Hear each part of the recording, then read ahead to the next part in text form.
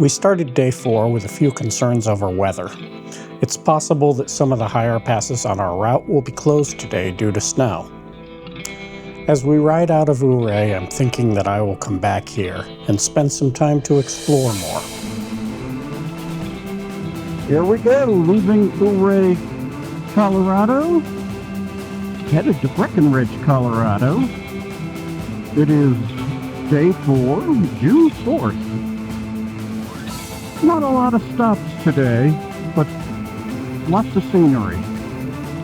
We're expecting some high altitudes, and we've packed on as many layers as possible because we both think we're going to freeze up on top of the mountain.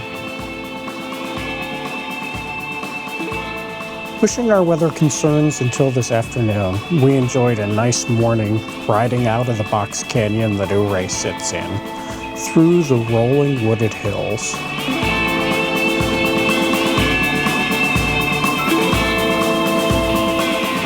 Starting to feel road fatigue before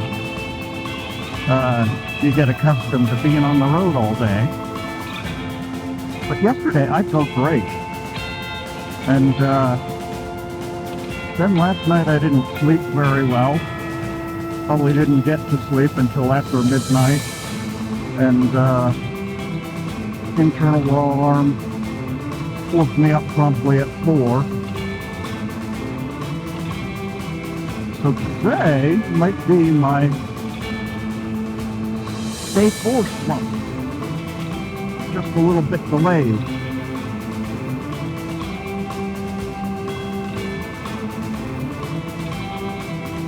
Nothing to do but push forward and hope to get a second wind, right?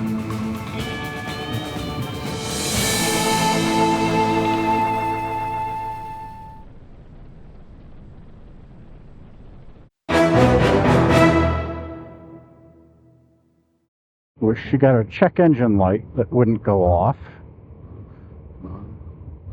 Pulled over, she's not leaking anything anywhere. Checked oil level seems fine. So she says it's not running rough, and I listened to it. It's not making any horrible noises. So we're just gonna push ahead. It's not giving a low oil light, so it just could be a sensor anomaly or something.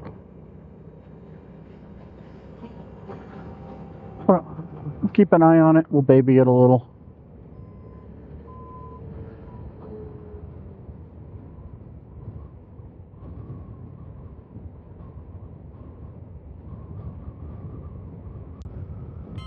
Dollar General number 3 today.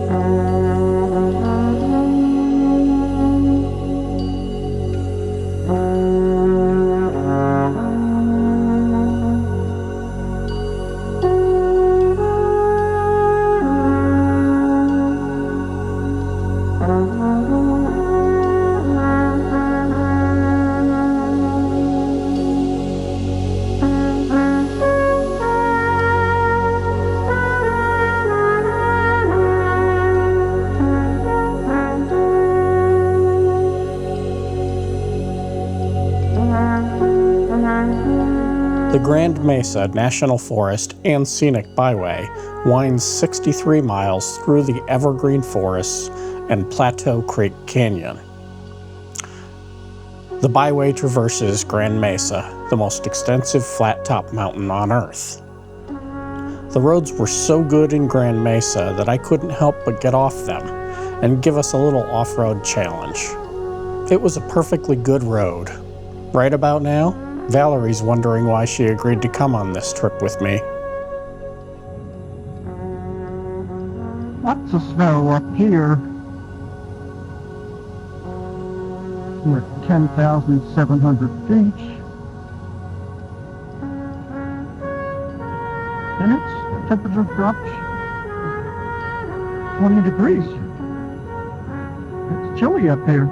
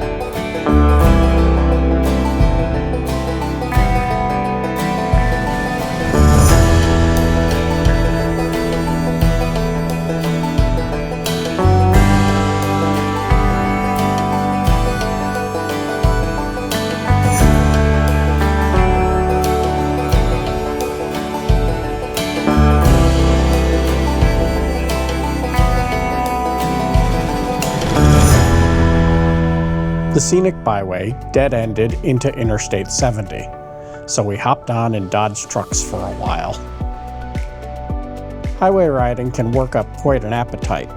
We've resisted long enough, so today we dined on the traditional road trip gas station roller dog for lunch.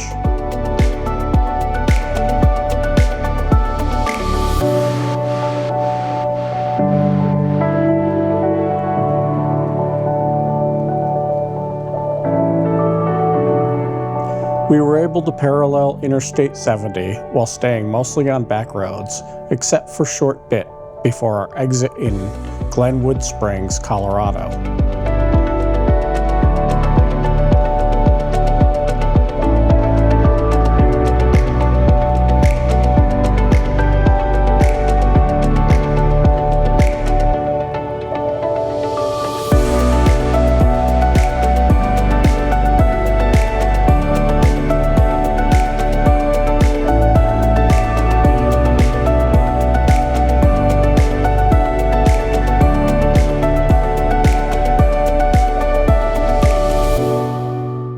Glenwood Springs has the distinction of being the final resting place of John Henry Holliday.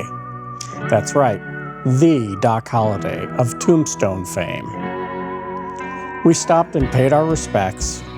I figured that we'd get off the scooters and have a quick look and be on our way.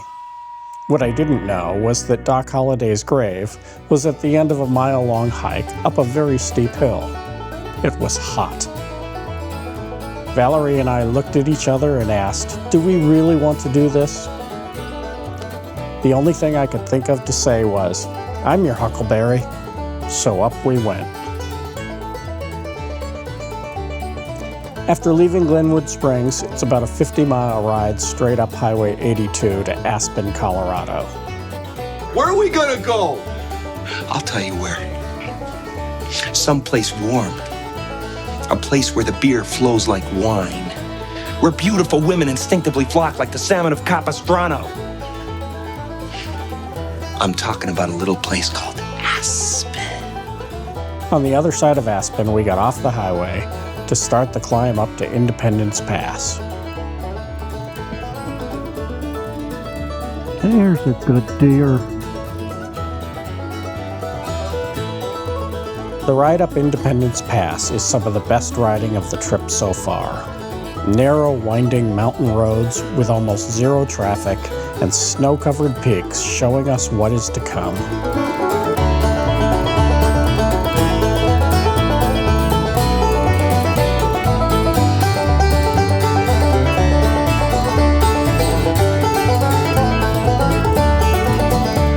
Near the top, we stopped at the Independence Ghost Town. In the early 1880s, Independence was a thriving gold mining town. Living at 10,900 feet above sea level is quite a challenge. By 1899, the gold mines were exhausted and the town was abandoned. Legend has it that the final 75 residents escaped down to Aspen on skis during a record winter snowfall. To make it fun, they held a ski race down the mountain. The winner got a ham sandwich.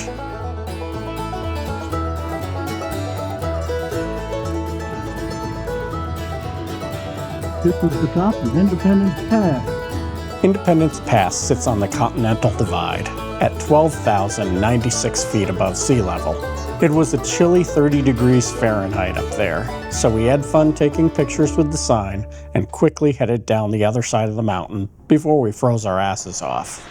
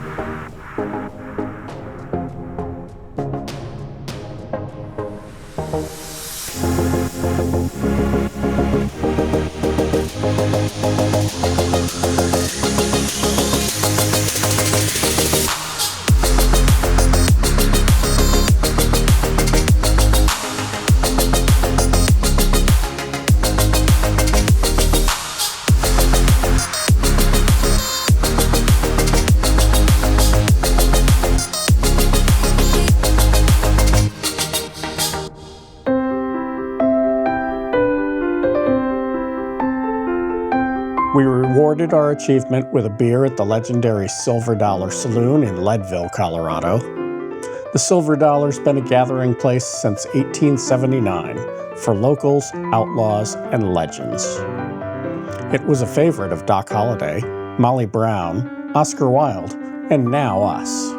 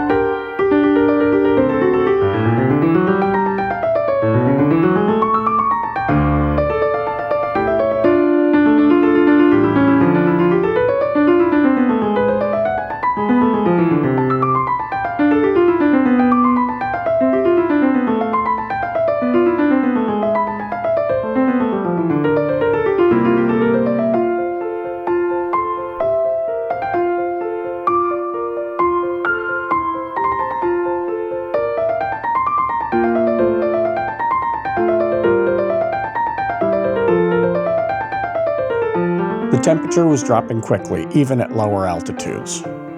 Interstate 70 was closing due to snow on Loveland Pass. Luckily, we exited before that and made our way to the River Mountain Lodge in Breckenridge, Colorado. We warmed up with hot soup and a cold beer at the Castaways Tiki Lounge in the hotel's basement.